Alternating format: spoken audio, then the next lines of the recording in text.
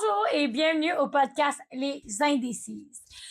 Aujourd'hui, on parle d'un sujet qui m'inquiète quand même, surtout en 2025. C'est quelque chose que tout le monde peut vivre. Et aujourd'hui, le sujet, c'est être en couple ou être single. OK? Puis, ce que je veux dire par rapport à ça, c'est une réflexion de ma part. Parce que, si vous saviez pas, moi, j'ai rencontré l'homme de ma vie v'là 2 ans. Mais j'étais dans une relation avant ça pour 4 ans. Puis, malheureusement, cette relation était très toxique. Beaucoup de chicanes, beaucoup de compétition, beaucoup de jalousie, un entre l'autre. C'était quelque chose. Puis des fois, on s'en rend pas compte à quel point cette toxicité-là peut être lourde pour nous. Puis après ça, ben, on se ramasse à faire des choses qui est nécessairement pas en ligne avec être dans un couple. Genre, exemple, je me prends comme exemple parce que je peux parler pour moi seulement, mais moi, j'avais remarqué des choses que je faisais qui n'était pas vraiment en lien avec les valeurs d'un couple. D'un couple typique, normal, comme hétéro, pas de couple ouvert, c'est comme un couple normal, OK? Je réalisais que je faisais des choses qui étaient pas vraiment nice. Genre, je flirtais avec des gars, je prenais un numéro de téléphone, même si j'étais pas pour les appeler vraiment. C'était comme je manquais quelque chose dans mon couple, dans mon ancien couple. Puis je l'avais pas vraiment réalisé. Jusqu'au temps que je prenne connaissance parce que quelqu'un m'a dit comme hey, tu sais, tu flirtes beaucoup, tu t'en coupes, ça va-tu, non? Puis c'est là que j'ai réalisé que hey, peut-être que ça va pas finalement. OK? Peut-être que ça va pas. Je venais de vivre un gros moment de stress aussi par rapport à le déménagement, parce que si vous saviez pas, ici à Gatineau, en tout cas, c'est une grosse crise de logement. Depuis au moins 3 ans, c'est ça. Puis tout ça avait entamé plusieurs dénouements du couple qui apportaient à un couple qui devient coloc et non amoureux. Je veux dire, ça arrive à tout le monde, je comprends ça. Puis quand j'ai rencontré mon chum maintenant, l'homme de ma vie, je l'ai rencontré par pur hasard au travail, mais aussi par une connexion d'intelligence, une connexion comme romantique d'amour, on connexionnait, on connectait dans plusieurs sphères de notre vie au niveau communication, nos valeurs familiales, notre romance, tout ça, OK? Puis, j'étais contente de rencontrer quelqu'un comme ça, mais en même temps, c'est full épeurant, tu sais. Puis, aujourd'hui, ça fait 2 ans qu'on est ensemble, puis je suis extrêmement heureuse d'avoir lâché pas lâché, d'avoir laissé malheureusement la personne que j'étais avec avant pour me donner une chance pour vraiment voir c'est quoi un couple. Faut jamais arrêter de vouloir s'améliorer comme personne ou vouloir plus. Je te dis pas que faut que tu changes de chum aux années, c'est pas ça que je veux dire. C'est que si tu trouves une personne avec laquelle tu peux avancer, communiquer, comme il y aura jamais, ça sera jamais tout rose, OK? Une relation, il va avoir des hauts, des bas, mais est-ce que dans tes bas, c'est vraiment bas, puis c'est lourd, puis ça t'affecte, puis ou c'est bas, mais comme ça gère, comme 1 heure après, t'es good, le lendemain, t'es pas encore en tabarnak, comme tu réalises c'est des stupidités. C'est ça la différence, OK? Puis être en couple, ça peut être tellement beau, autant que ça peut être vraiment toxique. Puis, pour avoir eu ma fair share de relations, je peux savoir que c'est pas facile de sortir d'une relation qui, pour toi, peut être toxique. OK? Puis, moi, mon chum, on parlait beaucoup de ça la semaine passée. Tu fais que, comment que les gens d'aujourd'hui font pour se sortir d'une relation qu'ils n'aiment plus ou qui est toxique pour eux ou qui est violent pour eux, comment ils font pour s'en sortir? Genre, les prix des loyers, c'est exorbitant, OK? Les prix de la bouffe, les salaires qui ne montent pas nécessairement, faut que tu travailles comme une chienne. Je ne comprends pas comment qu'on a un gouvernement qui permet ça. Oui, on est prône pour aider les femmes en violence conjugale ou aider les femmes qui ont besoin de l'aide avec une banque alimentaire ou les papas. Mais en même temps, là, est-ce qu'ils réalisent que, mettons exemple, moi, je veux me séparer d'une relation ou une femme veut se séparer d'une relation toxique, violente, tout ça. Elle va où? Elle va où? Autre que d'un centre pour femmes adaptées à cette situation-là. Puis souvent, très souvent, ils sont pleins. Parce qu'on est en crise de logement. Puis là, c'est plein, là, parce qu'ils n'ont pas nulle part d'autre à aller. Puis ça me fait vraiment de la peine parce que j'ai toujours été une femme, mettons, moi, très travaillante. Je m'imagine, moi, dans ses souliers, d'une femme très travaillante, indépendante financière. C'est juste que ça va pas bien dans son couple puis elle veut s'en aller. Comment tu veux? Capable. Avec les prix des logements de nos jours, je ne comprends pas. J'ai moi-même vu des jeunes femmes avec des enfants dans des petits appartements qui se font avoir avec, mettons, la place n'est pas chauffée, l'hydro est le prix au bout du tapis. Faut qu'il loue une chambre dans une maison à quelqu'un d'autre. Voyons donc!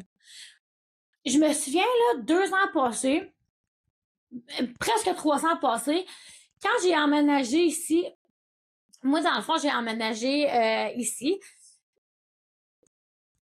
2 ans et demi passés, OK? Puis, dans le fond, c'était une situation, j'étais à 17 jours d'être dans la rue avec mon enfant et mon chien.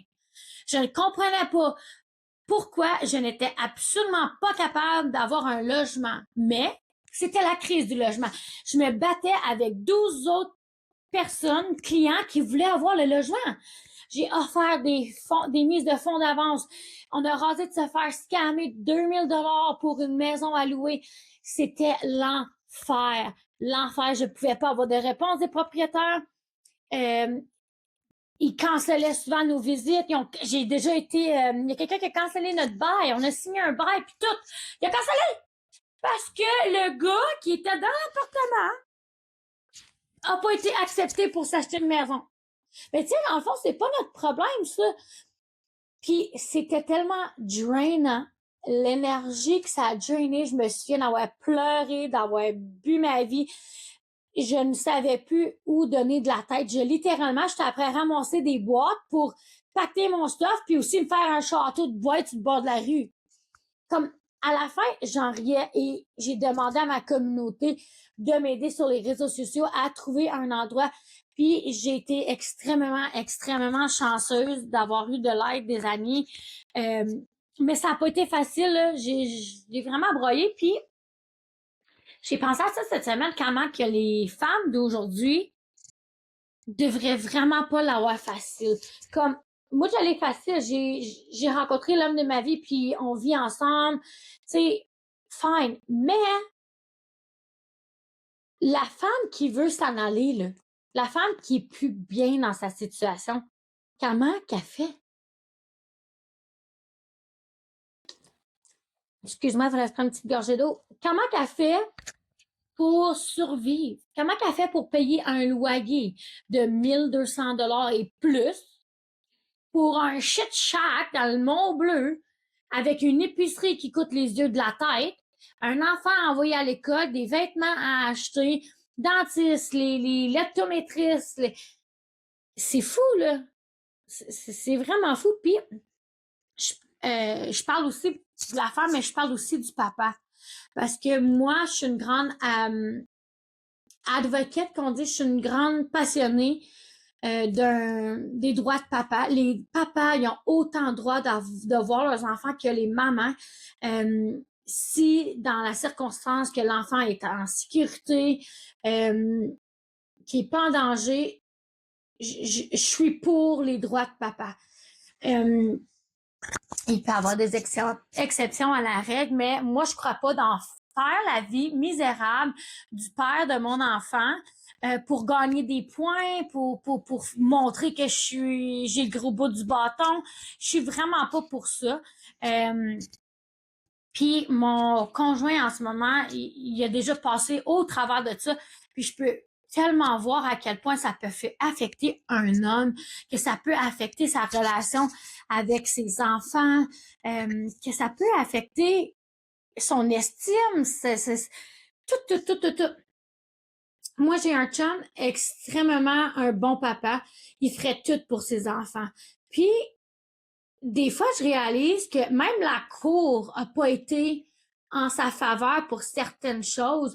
Puis, lui, dans le fond, ce qu'il veut, c'est juste voir ses enfants. Puis, il est tellement bon pour ça. Je lève mon chapeau, puis tout. Mais comme, il s'en fout des petits détails. Il veut juste voir les enfants. Il va tout faire pour ça. Tandis que je trouve ça des fois injuste, des choses.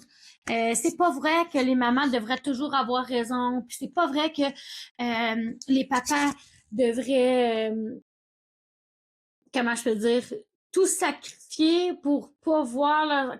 Attends. Tout donner, puis pas nécessairement voir les enfants. Comme moi, par rapport à les pensions alimentaires, je suis vraiment...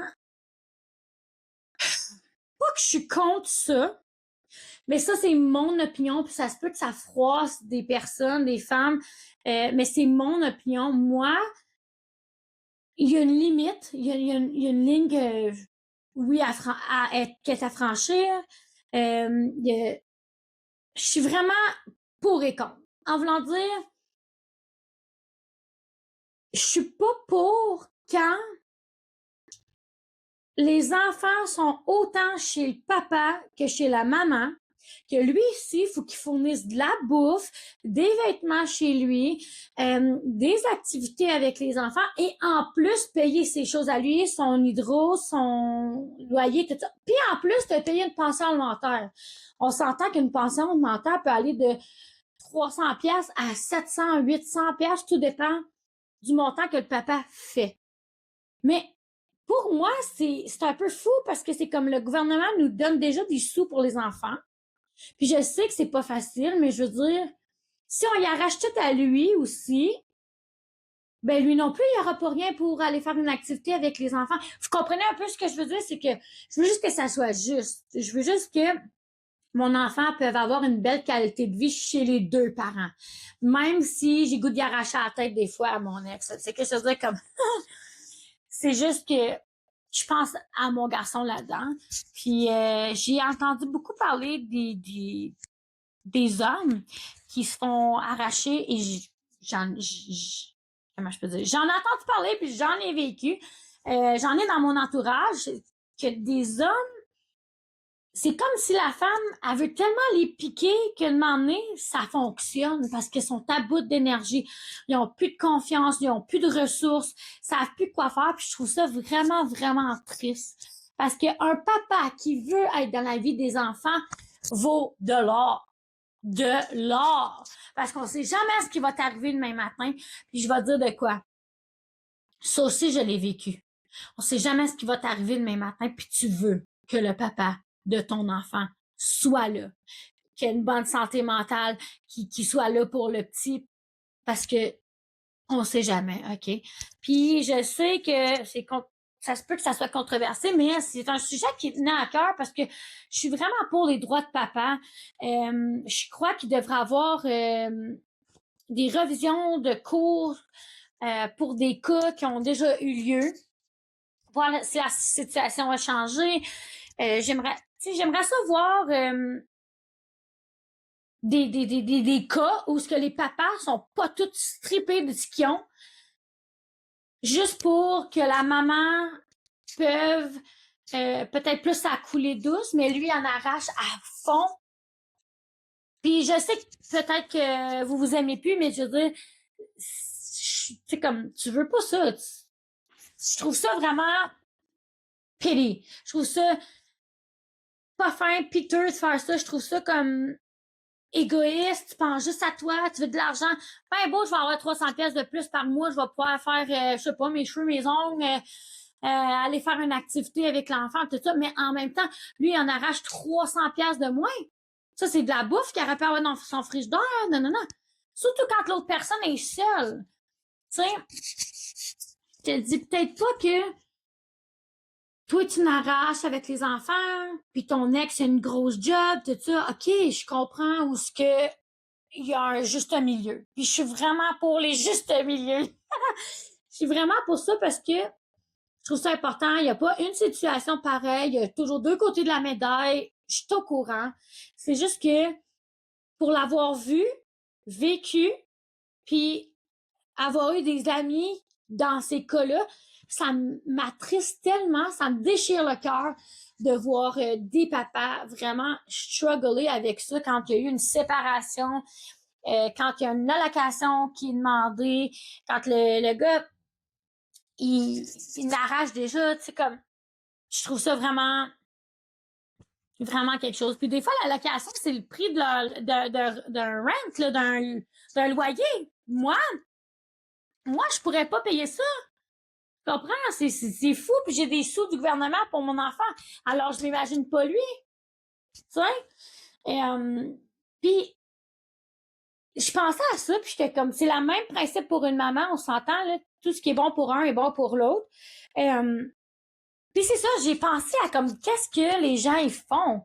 Est-ce qu'ils sont en couple parce qu'ils n'ont pas le choix pour survivre, payer les billes, puis être capable d'avoir de la bouffe sur la table? Ils n'ont pas le choix de rester en couple, il faut qu'ils soient deux pour subvenir à des besoins, à leurs besoins fondamentaux.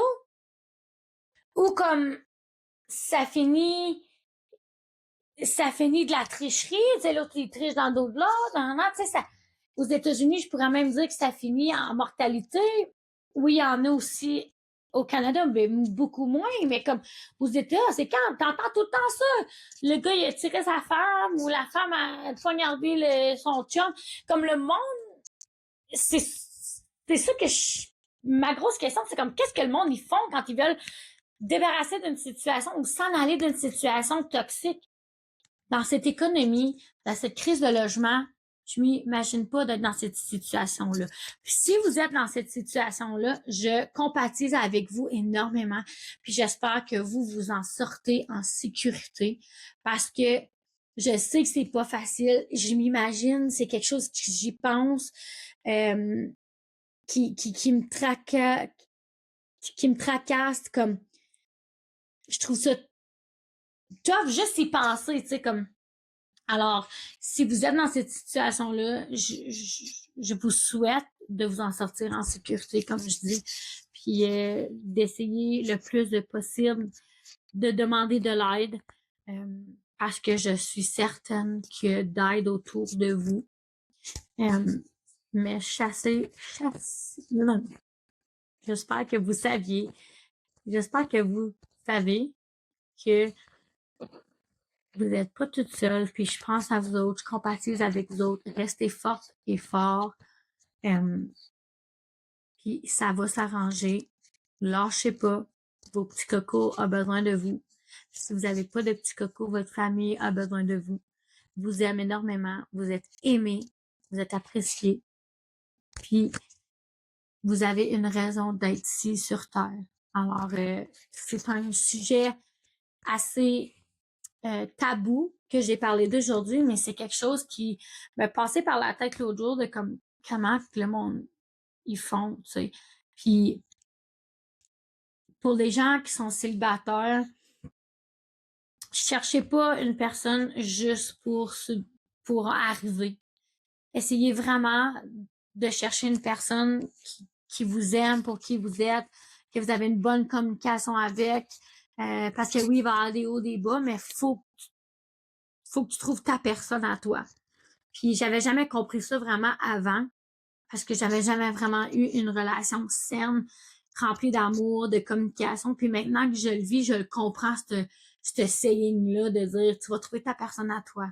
C'est comme j'ai dit à mon chum quand on s'est rencontrés, il m'a dit, toutes les filles sont folles. Ben, j'ai dit, t'as raison, mais il faut que tu trouves ta folle. Celle que tu es capable d'endurer, de communiquer avec. Il faut que tu trouves ta folle. Comme les gars, on va dire, sont cons des fois, ben c'est ça, faut que tu trouves ton con. Celui que tu es capable de dealer avec ses affaires, tu sais. Alors, c'est ça. C'est quelque chose qui me tracassait vraiment beaucoup.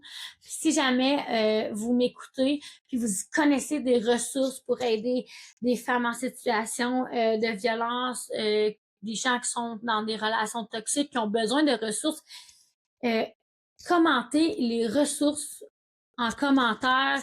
Mettez les liens des ressources que vous connaissez en commentaire, exemple. Il n'y a pas de problème avec ça. Je suis ici aussi pour vous aider à vous en sortir, puis vous dire que vous n'êtes pas toute seule, puis ça va bien aller. Puis aussi vous donner des trucs, de l'aide aussi pour tout ce qu'on parle de dans nos podcasts. Alors, j'espère que vous avez passé une belle journée. Puis n'oubliez pas, vous êtes ici pour une raison, OK? Vous êtes aimé. Alors, si vous passez un moment difficile en ce moment, lâchez pas. Puis demandez de l'aide. Vous allez être capable de vous en sortir. Alors, j'espère que vous passez une belle journée. Puis on se reparle. Bye.